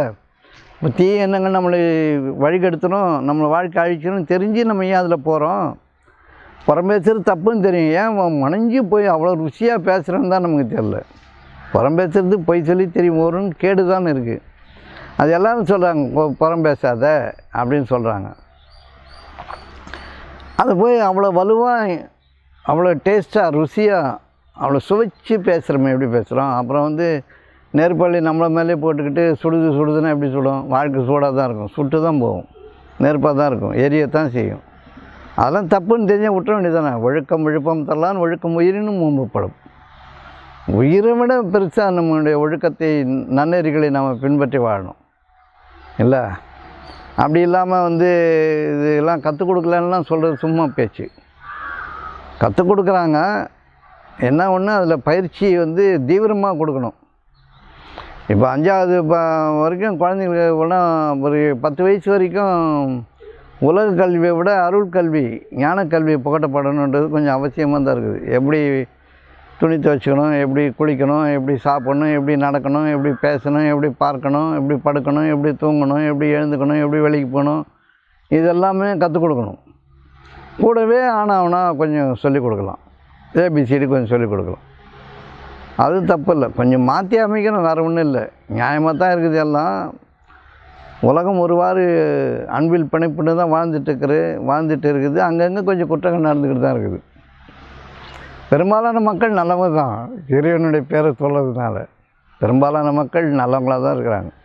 அவங்கவுங்களுக்கு கொஞ்சம் கொஞ்சம் தப்பு செய்துட்டு கஷ்டத்தை அனுபவிக்கிறாங்க. எல்லாம் நல்லவங்களாக இருந்தாலும் கொஞ்சம் புறம் பேசுகிறாங்க, குற்றம் சொல்கிறாங்க, கொஞ்சம் புறம்படுறாங்க, கொஞ்சம் அபகரிக்கிறாங்க. அவங்கவுங்களுக்கு இயன்றதை செய்து தன்னுடைய கஷ்டத்தை தானே வாங்கி கொடுக்குறார்கள். இப்போ நோயெல்லாம் இறைவனுடைய கிஃப்ட்டு கிடையாது. நோயெல்லாம் நம்ம முடிஞ்சு சம்பாதிக்கிற ஒன்று. நிறைய சாப்பிட்றது, தொண்டைக்கு மேலே மூக்கு வரைக்கும் எட்டிப்போம், மூக்கு பிடிக்க சாப்பிட்றது. ஏன் மூக்கை பிடிக்கிறது சாப்பிட்றது என்னன்னா மூச்சை விட முடியாதுன்னு அர்த்தம். மூக்கு பிடிக்க தின்ட்டான்னா என்ன அர்த்தம்? மூச்சை விட முடியாத அளவுக்கு மூக்கு பிடிச்சிக்கும், காற்றே வர்றது, அந்த அளவுக்கு தொண்டையை தாண்டி வாந்தி வர்ற அளவுக்கு தின்றது. பெருந்தீனிக்காரன் மிருகங்களை போல் தின்னுவான். எந்த நேரமும் தின்னுட்டே இருப்பான், நைட்டு பகலும் தின்றான். இது என்ன நியாயம்? அவனவன் உணவின் பக்கமே என்பதை பார்த்து கொள்ளட்டும். உணவு உயிரோட்டத்தை தரணும், உயிரோட்டத்தை போக்குறதா இருந்தால் எப்படி அது? அப்புறம் எங்கே படுத்தாலும் தூங்குறது. தூக்கம் ஒரு பெருங்கேடு. சிறிய நிதிரை புரிந்து கொள்ளுமாறு செய்தான். சிறு நிதிரை கொஞ்ச நேரம் ஓய்வு எடுக்கலாம். இரவு சிந்திப்பதற்காக ஓய்வதற்காக தான், சிந்திப்பதற்காகவும் ஓய்வதற்காகவும். சிந்தித்து பார்ப்பவன் சிந்திக்கும் பொருட்டவன் நீண்ட ஆயுளை நாம் தரவில்லையா? நீண்ட ஆயுள் 100 வருஷத்தில் ஒரு 70 வருஷம் 80 வருஷம் இருந்தால் கூட பெரிய ஆயுள் தான். என்ன திரும்பி திரும்பி சாப்பிட்றோம், தூங்குகிறோம், ட்ரெஸ் போட்டுக்கிறோம், உறவு வச்சுக்கிறோம், சின்ன சின்ன வேலைகளை செய்கிறோம், பெரிய சாதனைலாம் பண்ணலை. ஆனால் இந்த வாழ்க்கையில் மிகப்பெரும் ஞானம் இருக்கிறது, இறைவனுக்கு புகழ் சேர்க்க வேண்டிய வேலை இருக்குது. இவ்வளோ விஷயங்களை தவற விட்டுட்டு தின்னுட்டு தூங்கிட்டு குறை பேசி குற்றம் பேசிட்டு வாழ்க்கையை வீணாக்கிட்டு அப்புறம் நான் ஏழையாக இருக்கிறேன். ஏழையாக இருக்கிறதுக்கான எல்லா காரியத்தையும் செய்வான். ஒருத்தையும் ஏழையாக இருக்கான்னு பாருங்கள், அவன் ஏழ்மையாக இருக்கிறதுக்கான எல்லா காரியத்தையும் அவன் செய்கிறான். பணக்காரன் எப்படி இருக்கிறான்? அவன் பணக்காரனுக்காக இருக்கிறதுக்கான எல்லா காரியத்தையும் செய்கிறான். இவனுங்க மாற்றி யோசிக்கணும். பணக்காரன் ஏழைக்கு உதவணும், ஏழை அறிவை கற்றுக்கணும், அவனுக்கு வாய்ப்பு அளிக்கப்படணும். இதை குருமார்கள் இருந்து சமரசம் பண்ணி இது அரசாங்கம் முதற்கொண்டு எல்லாரும் இதில் தான் இருக்கிறாங்க. இப்போது அறியாத கல்வி அறியாத மக்கள், பிற்படுத்தப்பட்ட மக்கள், ஒடுக்கப்பட்ட மக்களுக்கெல்லாம் மேலே வரணும் மேலே வரணும்னு எல்லோரும் குரல் கொடுக்குறது இதனுடைய காரணம்தான். ஆனால் அது முயன்று கற்றுக்கணும். இல்லை தின்னுட்டு தூங்கிட்டு குறை பேசிட்டு குற்றம் சொல்லிவிட்டு ஏதாவது ஒன்று பண்ணிவிட்டு போயிட்டே இருந்தால் ஒரு பெரும் கூட்டம் ரொம்ப துன்பத்தில் தான் ஆகிடுது. அதையும் நம்ம பார்த்துக்கணும். அப்போ அறிந்த மக்கள் ஞானமுடைய மக்கள் இதை போய் சொல்ல வேண்டிய கட்டாயத்தில் இருக்கிறோம் நம்ம.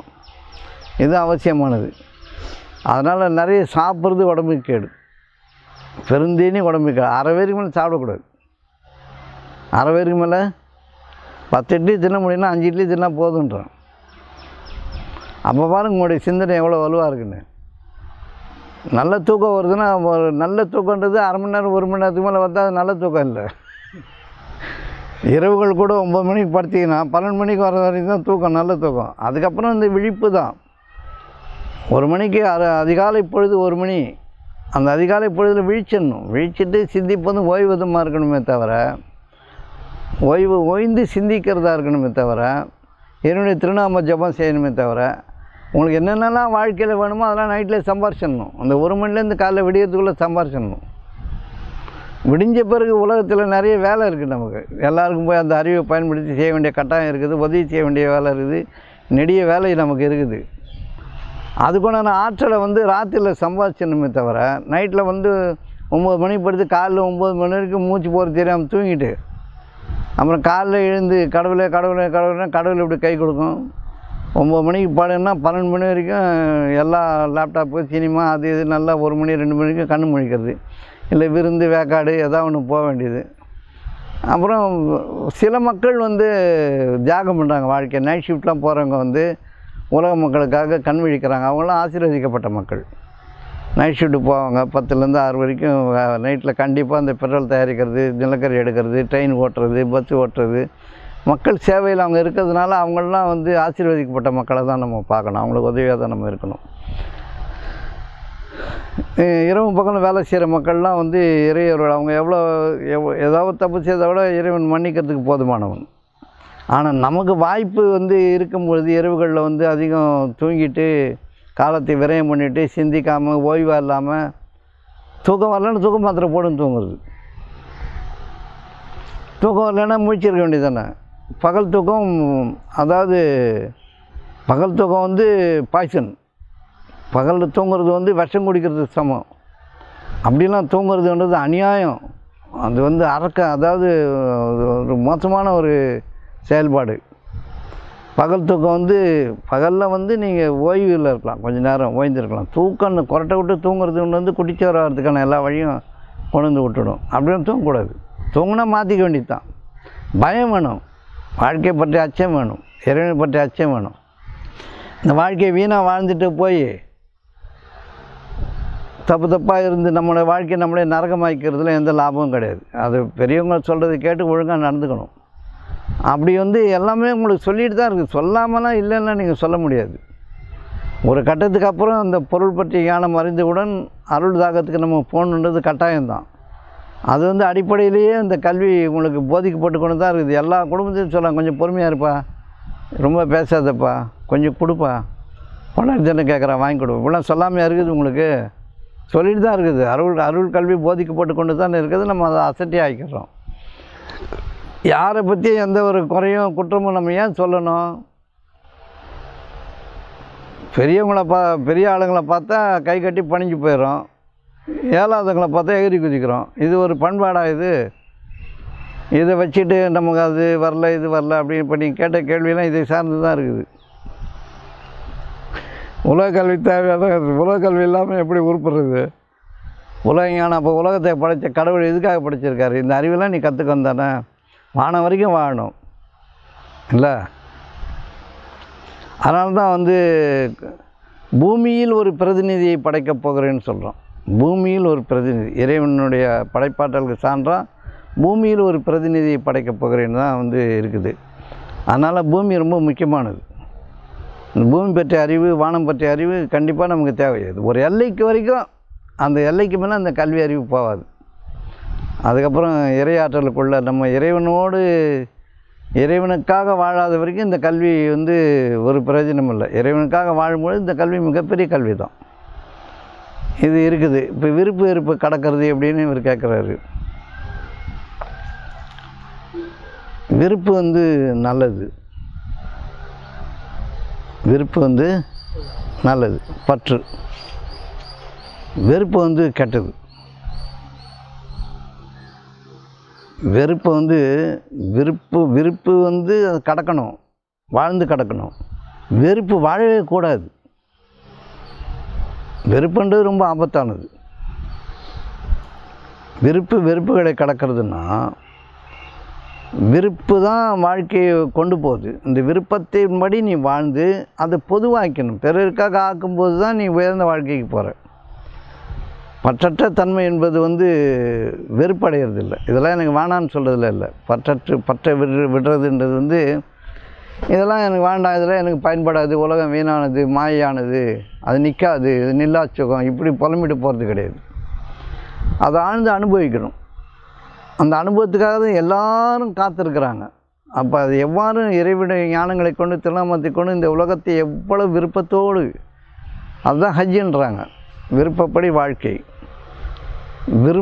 விரும்புதல் மூலமாக இந்த வாழ்க்கையை நாம் பெற்றுக்கொண்ட பிறகு அது கிடைக்காத மக்களுக்கு அது ஆகுமானதை ஆக்கணும், ஏற்றி வைக்கணும். அதன் மீது பற்றில்லாமல் இருக்கணும்னா விட்டுட்டு ஓடுறது கிடையாது, முழுதாக வாழறது. முழுசாக வாழணும். முழுசாக வாழும்பொழுது அதுவே உன்னை விட்டு போயிடும். அந்த பிடிப்பு வந்து உன்னை விட்டு போயிடும். முழுசாக வாழலைன்னா தான் கிடைக்கலன்னு வெறுப்பாயிடும். துறவித்தனன்றது வாழ்க்கையை விட்டு ஓடுறதில்ல. துறவித்தனத்தை ஆண்டவன் விதிக்கவே இல்லை நம்ம மேலே. துறவு பூணுதல் என்பது எல்லாவற்றையும் ஆளும் திறமையோடு இருந்து அது பிறருக்காக ஆக்குவது தான் துறவு. தானே வச்சுக்கிட்டு அனுபவிச்சுட்டு இருக்கிறது சுயநலம், அது ஆபத்தானது. அதை அப்படியே விட்டுட்டு அது கிடைக்கலன்றது ஓடுறது துறவு கிடையாது, அதுவும் ஒரு வெறுப்பு தான். இப்போ கிடைக்கலன்ற வெறுப்பில் ஓரவெல்லாம் துறவி கிடையாது. துறவி என்பவன் ஆளும் தன்மை உடையவனாக இருக்கணும், எது கொண்டே படைக்கும் திறன் உடையவனாக இருக்கணும். திருநாம ஜபத்தை கொண்டு படைக்கும் ஆற்றல் உடையவனாக இருக்கணும் தான் துறவி. அவன் பிறருக்காக அது துறக்கிறான், பிறர் வாழட்டும். ஆனால் அவன் படைச்சா தான் திறக்க முடியும். திறக்கிறான்னா என்னத்தை திறந்துருவான்? துறவி சூரியனை திறந்துருவானா, இல்லை நிலாவை திறந்துருவானா, காற்று திறந்துருவானா? எது திறக்க முடியும்? திறக்கணுன்னா உயிரை தான் திறக்கணும். உயிரோடு இருக்கிற வரைக்கும் இது எல்லாம் இறைவனுடைய எல்லா படைப்பும் அவனுக்கு தேவையாக தான் இருக்குது. அவன் தேவையின் மீது அலட்சியமாக இருக்கக்கூடாது. தேவையின் மீது அலட்சியமாக இருக்கிறவன் துறவி கிடையாது. தன் தேவையை பூர்ணமாக ஆக்கி கொண்டவன் பிறருடைய தேவைக்காகவும் தன்னுடைய வாழ்க்கையை அர்ப்பணிப்பவன் தான் துறவி. அப்போ துறவு என்பது மேலான ஒன்று. அது பேணிக்கொள்ளும் முறையில் நம்ம பேணிக்கொள்ளலை. துறவித்தனத்தை இறைவனுடைய திருப்பொருத்தத்துக்காக தான் மேற்கொள்ளணும். அந்த துறவித்தனத்தை நம்ம பேணுற மாதிரி பேணுவதில்லை. அதையும் நம்ம பார்த்துக்கணும். இப்போ வெறுப்பு என்பது விருப்பு இருக்கணும். வெறுப்பு எதுக்கு? வெறுப்பை கலப்பது என்பது விருப்பத்தில் முழுதாக வாழ்ந்து உலகத்தை அனுபவித்து அதை பிறருக்காக விருப்பத்தோடவே நீங்கள் விட்டுடணும். விரும்பி பிறருக்காக விட்டுடணும். வெறுப்பில் விட்டுட்டு போகிறது கிடையாது. வெறுப்பை கடத்தல் என்பது கிடையாது. வெறுப்பு என்பது இல்லை, இருக்கக்கூடாத ஒன்று. ராகத்வேஷன்றாங்க. ராகத்வேஷம், வெறுப்பு. இந்த துவேஷம் என்பது வந்து பொறாமையினாலும் ஆத்திரத்தினாலும் எனக்கு இல்லைன்ற சுயநலத்தினால விளையிறது தானே. இல்லைன்னா அது கிடைக்கவே இல்லைன்னா அது கிடைக்கலன்ற வெறுப்பு வரும். கிடைத்தவன் எப்படி வெறுப்படைய முடியும்? விருப்பத்தில் உங்கள் இறைவன் இருக்கிறான். நீங்கள் விரும்ப தெரியல உங்களுக்கு, நீங்கள் வெறுப்பாக இருக்கிறீங்க. எனக்கு கிடைக்கலையே, இப்போவே கிடைக்கணும்னு அவசரப்படுத்துகிறீங்க. மனிதன் அவசரக்காரனாகவே இருக்கிறான். அதுதான் பிரச்சனையை தவிர விருப்பு தப்பு இல்லை. விருப்பத்தோடு வாழ்ந்து உலகத்தை அனுபவித்து இறைவனுக்கு சாட்சியாக இருந்து நன்றியோடு இருந்து அந்த நன்றியை காணிக்கையாக்கி உங்களுக்கு என்னென்னலாம் கிடச்சிருக்கோ அது மற்ற மக்களுக்கான வாழ்க்கையை நீங்கள் ஆக்கிறதுல என்ன தப்பு இருக்குது? விருப்பை கலக்கிறதுனா அது எப்படி? அது ராகத்வேஷங்களை கடந்து விடுங்கன்னு சொல்கிறாங்க. அது யோசித்து பார்த்தோன்னா கடத்தல் என்பது வாழ்ந்து போகிறது தானே. வெறுப்பில் வாழவே கூடாது. அதனால் விருப்பத்தை கடத்தல் தான் சரியானது. வெறுப்பில் வாழவே கூடாது. அது நெருப்பு மாதிரி. நெருப்பை வந்து நம்ம யோசிக்கக்கூடாது. வெறுப்பை எப்படி கலக்க முடியும்? விருப்பத்தோடு வாழலைன்னா வெறுப்புன்றது வந்துடும். விருப்பத்தோடு வாழும்போது வெறுப்புக்கு இடமே இல்லை. அப்போ விருப்பப்படி வாழுதல். விருப்பத்தில் உங்கள் இறைவன் இருக்கிறான் என்பதை நீங்கள் அறிந்து கொண்டால் போதுமானது. விரும்புங்க, நல்லது விரும்புங்க, நல்லா வாழணும்னு விரும்புங்க. சுகமாக வாழணும், இனிப்பாக பேசணும், கனிவாக நடந்துக்கணும், அழகியது தான் பேசணும்னு விரும்புகிறது என்ன தப்பு? அழகிய விருப்பங்களில் உங்கள் வாழ்க்கை இருக்கிறது. வெறுப்பு எங்கே வந்தது? வெறுப்பு உங்களுக்கு வந்து எங்கேருந்து வரும்ன்றேன். வெறுப்பு வர்றதுக்கு வாய்ப்பே இல்லை. நீங்கள் விரும்பும் பொழுது வெறுப்பு எப்படி வரும்? விரும்புங்க, அது வரும்போது வரட்டும். இப்போ ஒன்று விரும்புகிறீங்க, அது வரும்போது வரட்டும்னு இறைவன் மீது பொறுப்பு ஏற்படுத்திட்டு நீங்கள் போயிட்டே இருக்க வேண்டியதுதான். கையில் கிடைத்த ஒன்றிற்காக மகிழாதிருக்கும், கையை விட்டு தவறி போன ஒன்றிற்காக நீங்கள் துக்கப்படாதிருக்கவும் இருக்குது. போகிறது போட்டோம், வருது வரட்டும், கடவுள் போதும், அவ்வளோதானே. வெறுப்பு எங்கேருந்து வருது? விருப்பை கடத்தல் என்பது வந்து விருப்ப கடக்கணும்னு அவசியம் கிடையாது. விருப்பத்தை அர்ப்பணிப்பு செய்தணும். அதை விட்டுட்டு ஓடுறதில்ல. கடத்தல் என்பது அதன் மீது வாழ்ந்து வெளியேறுதல் தானே. வாழாமல் வெளியேற முடியாது. வெறுப்பை வந்து வாழவே கூடாது, அதை கடக்கவே கூடாது, அதன் வழியாக போகவே கூடாது. வெறுப்பின் வழியாக நீங்கள் போகவே கூடாது. எதுக்கு போகணும்? அதை விஷமென ஒதுக்கிடணும். அதை கடந்து செல்றதுன்றது கிடையாது. கடந்து செல்லணுன்னா அதன் மீது வாழ்ந்து செல்லணும்னு அர்த்தம். வெறுப்பின் மீது எப்படி வாழ முடியும்? வெறுப்பு உங்களை எரிச்சிடும், சாம்பலாக்கிடும், உங்களை பசிக்கு போட்டுடும். அதன் மீது வாழ்தல். அந்த வெறுப்பை கடத்தல் கிடையாது. விருப்பை கடந்து வரணும். வெறுப்பின் மீது அதை வந்து கடத்தல் என்ற சொல்லு தப்பு. அதை கடந்து போகிறதுன்றது தப்பு. அது கடந்துருந்தோன்னா அது அதன் மீது நீங்கள் ஒரு பயணம் போகணும். வெறுப்பின் மீது எதுக்கு பயணம்? அதான் தப்புன்னு தெரியுது. நெருப்பாறு ஓடுது, நெருப்பாறு வழியாக கடந்து போயிடலான்னு யாராவது போவானா? அதை விட்டு விலகி தானே போகணும் இல்லை? இப்போ அந்த கேள்வியே தப்பு. வெறுப்பை கடத்தல் அப்படின்றது தப்பு. கடத்தலுக்கு இன்னொன்று இருக்குது, கடத்தி விட்றது. இன்னும் கொஞ்சம் பேருக்கு வெறுப்பை கடத்தி விட்றது, அதுவும் தப்பு. வெறுப்பின் மீது வாழுங்கள், விருப்பங்களில் உங்கள் இறைவன் இருக்கான். அந்த ஒரு எப்பவுமே இறைவன் ஏகன் தானே. இறைவன் தனித்தவன். அவனுக்கு ரெண்டு கிடையாது. ஒற்றையின் மீது இரட்டையின் மீது சத்தியமாக ரெண்டு கிடையாது இறைவன். அவன் ஏகன். அதனால் விருப்பு என்பதை நீங்கள் ஏற்றுக்கணும். வெறுப்பு என்பது எப்படி ஏற்றுக்க முடியும்? அதன் மீது எப்படி வாழ முடியும்? வெறுப்பு இருக்குதுனால நீங்கள் தப்புன்னு தானே அர்த்தம். நீங்கள் இட்டுக்கட்டுங்கன்னு அர்த்தம். பொய் சொல்கிறீங்கன்னு தானே அர்த்தம். எப்படி வெறுப்பு இருக்க முடியும்? ஏதாவது உங்களுக்கு ஒன்று சுயநலம் பாதிக்கப்படுது, உங்களுடைய தேவை அங்கே இல்லை, கடுப்பாயிடுறீங்க. தேவையை பிறருக்கு கொடுக்கணுன்றவனுக்கு வெறுப்பு எப்படி வரும்? தேவையை பிறகிட்ட அந்த எதிர்பார்க்குறவனுக்கு வெறுப்பு வரும். அது நம்ம எதிர்பார்க்கறது இல்லையேன்ற கடுப்பாயிருவான். ஆக நீங்கள் கொடுப்பதில் இருங்கள், கொடுக்கும் இடத்தில் இருங்கள், என்ன இருக்கிறது அதன் மீது வாழுங்கள். அப்படி வெறுப்பை கலக்கிறதுன்ற பேச்சை வந்து கொஞ்சம் யோசித்து தான் பார்க்கணும். விருப்பத்தின் மீது வாழணும். நல்லா வாழுங்க. என்ன கெட்டு போச்சு? எல்லாத்தையும் விட்டுட்டு ஓடுறதுல என்ன லாபம் இருக்குது? கொண்டாடி விட்டு, பிள்ளைய விட்டுட்டு, வீட்டை விட்டுட்டு, வாசலை விட்டு, எல்லாமே என் வீடு அப்படின்னும் போது உலகம் வந்து நமக்கு தனி வீடு தேவையில்லை தான். செல்லுமிடமெல்லாம் சிறப்புன்னும் போது எங்கே போனால் நமக்கு சிறப்பு இருக்குதுன்னா, யார் வீட்டிலன்னா ஒரு 2 நாள் ஒரு நாள் இருந்துட்டு வாழ்க்கையை ஓட்டலாம் தானே. தனியாக வீடுன்னு ஒரு அவசியம். அதுக்காக வீடே வேணான்றது அர்த்தம் கிடையாது. உங்கள் வீட்டை வந்து இறைவனுடைய திருநாமம் ஜெபிக்கப்படும் இடமாக மாற்றி விட்ருங்க, அவ்வளோதான். இந்த வீட்டினாலே எனக்கு ஒன்றும் பிரயோஜனம் இல்லை, அது எப்படி கைவிட்டு போய்டும், நான் ஒரு நாள் செத்து போயிடுவேன், இதெல்லாம் வச்சு நான் என்ன பண்ண போகிறேன், இப்படி எதுக்கு நீங்கள் வாழணும்? உயிர் போகிற வரைக்கும். இப்போ பெரியார் ஒன்று சொன்னார், நான் சாகிறத பற்றி எனக்கு கவலை இல்லைன்னாரு. ஏன் இல்லைன்னு தெரியுமா? சாகும்போது நான் உயிரோடு இருக்க மாட்டேன், நான் உயிரோடு இருக்கும்போது எனக்கு சாகு வராதுன்னாரு. சாகு வரும்போது நான் உயிரோடு இருக்க மாட்டேன், நான் உயிரோடு இருக்கும்போது சாகு எனக்கு வராது, நான் உயிரோடு இருக்கிற வரைக்கும் வாழ்வேன்னு அர்த்தம். அப்போ உயிருடன் இறைவன் வைத்திருக்கும் வரை நம்ம பிறருக்கான, நமக்கும் வாழ்ந்து பிறருக்கான ஒரு வாழ்க்கையாக நம்ம வாழாத வரைக்கும் என்ன பிரயோஜனம்? அப்போ விருப்பத்தோடு வாழ்தல் தான் வாழ்க்கை. பற்று அறுத்தல் என்பது எப்போ வருது? ஆண்டு அனுபவித்து கருணையோடும் இரக்கத்தோடும் இறைவனுடைய பண்புகளில் வாழும் பொழுது தான் பற்றறுத்தல் வரும். பிறருக்காக கொடுக்கணுமே, இரக்கமாக இருக்கணுமே, கனிவாக இருக்கணுமே, பணிவாக இருக்கணுமே. வெறும் பற்றை எப்படி அறுக்கிறது? ஏன் உட்காந்து நீங்கள் அறுக்கிறீங்க? அதை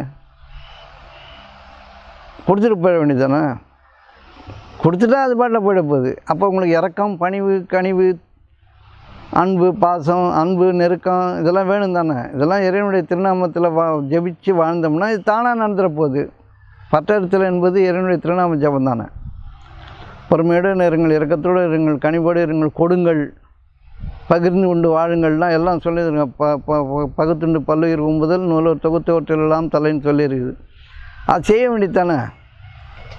ஆன்மீகத்தை லேசாக புரிஞ்சுக்கணும். மேன்மக்கள் இதை ரொம்ப உயர்ந்த மக்களுக்கு ஒரு விதமான ஞானம், அறியாத மக்களுக்கு ஒரு விதமான ஞானம் இங்கே இருக்குது. நமக்கு லேசாக சொன்னால் போதும். அப்போ இப்படி புரிஞ்சுக்கணும். இப்போ எப்படி இந்த வாழ்க்கை போகுது? நமக்கு உலக கல்வி அவசியம், அருள் கல்வியும் ஞான கல்வியும் கூடவே தான் சொல்லித்தராங்க. ரெண்டும் சேர்ந்து தான் இமையும் மறுமையும் அழகாக்குது. வானம் வரைக்கும் வாழலாம், தப்பு இல்லை. விருப்பத்தோடு வாழுங்க, இறைவன் நன்றியோடு இருங்க, சாட்சியாக இருங்க, இறைவன் அளித்ததற்காக நன்றி சொல்லுங்கள். நாம் இறைவனுக்கு உரியவர்கள், இறைவனை திரும்ப செல்வோம் என்பது உறுதியாக இருங்கள். என்னுடைய வாழ்வும் என்னுடைய மரணமும் என்னுடைய கொடுக்கலும் வாங்கலும் எல்லாமே இறைவனுக்குரியதுன்னு சொல்கிறதுல என்ன இருக்குது? எல்லாம் அள்ளி சாப்பிடுங்க, நல்லா குளிங்க, நல்லா வெயிலில் நடங்க, மலை ஏறுங்க, ஜில்லுன்னு இருங்க, ஆற்றுல நீந்துங்க, எல்லாம் அனுபவிங்க, நன்றியோடு இருங்க. எது வந்தாலும் நீங்கள் விட்டுட்டு தான் போகணும். நீங்கள் ஒன்றும் அறுக்கிறதுக்கு ஒன்றுமே இல்லைங்க.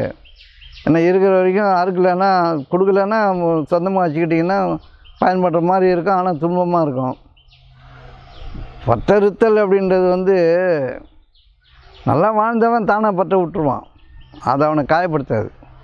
இப்போ 1,00,000 சட்டை இருந்தால் எந்த சட்டையை போடுவீங்க? ஒரு 200 காரு இருக்குது, அபண்டன்ஸ் கொட்டி கிடக்குது. ஆனால் அப்புறம் பற்றி அங்கேருந்து ஒரு குட்டிச்சவர் இருந்தால் இருக்குது, இல்லைன்னா போகுது. இருந்தால் இருக்குது, வெறுப்பாயிடும். அதுவே போதும்னு ஆகிடும். அங்கே வெறுப்பாயிடுவான். இதெல்லாம் வச்சு என்ன பண்ண போகிறேன்னு. அப்போ எல்லையற்ற ஆற்றல் நமக்குள்ளே நிறைஞ்சிருந்தால் நம்ம ஏன் இன்னொருத்தருடைய ஆற்றலை பிடிச்சி இழுக்க போகிறோம்? எல்லையற்றதின் மீது தான் இறைவன் நம்மளை வாழ வைக்கிறான். எதுக்கும் ஒரு எல்லை கிடையாது இறைவன்கிட்ட. பொறுமைக்கு ஒரு எல்லை இருக்குதா? அன்புக்கு ஒரு எல்லை இருக்கா? இரக்கத்துக்கு ஒரு எல்லை இருக்கா? பணிக்கு ஒரு, எதுக்குமே எல்லை கிடையாது.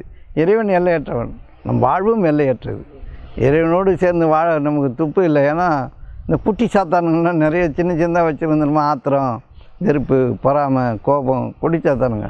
இந்த குட்டி சாத்தானுங்களால் தான் குட்டிச்சாராகுது. இப்போ வாழ்க்கை மலர்பாதை தானே. இறைவனுடைய திருநாம ஜபம் செய்கிறவனுக்கு, திருநாமத்தை ஓதி கொள்கிறவனுக்கு, அவன் பண்புகளின் மீது வாழறவனுக்கு வாழ்க்கை அழகானது. பொறுமையின் மீதும், இரக்கத்தின் மீதும், கனிவின் மீதும், அன்பின் மீதும், பணிவின் மீதும் வாழறவனுக்கு துன்பம் ஏதுங்க?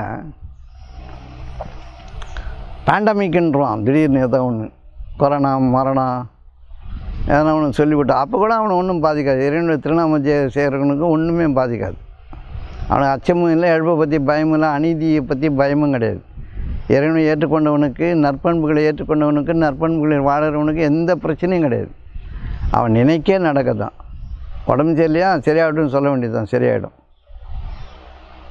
அது தானும் வாழ்ந்து பிறருக்கும் எத்தி வைக்கணும். ஆகச்சிறந்த உயர்ந்த தரமான ஞானமிக்க எல்லையற்ற ஒரு வாழ்க்கை இறைவன் நமக்கு அளித்திருக்கிறான் என்பதன் மீது நீங்கள் நம்பிக்கை கொள்ளுங்கள். இறைவன் போதுமானவன்.